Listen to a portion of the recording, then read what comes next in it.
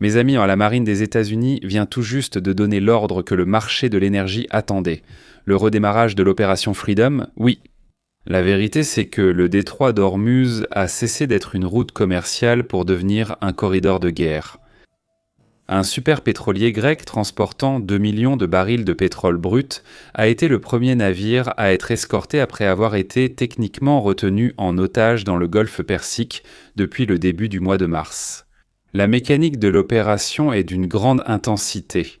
Des hélicoptères d'attaque AH Viper patrouillent désormais le pont des navires marchands, tandis que le CENTCOM renforce le blocus contre les incursions iraniennes.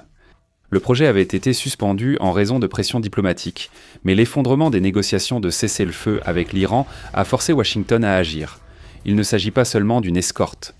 C'est une démonstration que la sécurité du flux énergétique mondial ne sera plus décidée autour des tables de négociation, mais par l'acier des navires américains. Les mouvements en coulisses révèlent que plus d'une douzaine de navires sont déjà en file d'attente pour traverser sous la protection des canons. Le risque technique est extrême. La moindre étincelle dans le détroit pourrait transformer cette escorte en un conflit d'ampleur mondiale. Le projet Freedom est l'avertissement final que les États-Unis ont pris le contrôle du canal le plus stratégique de la planète.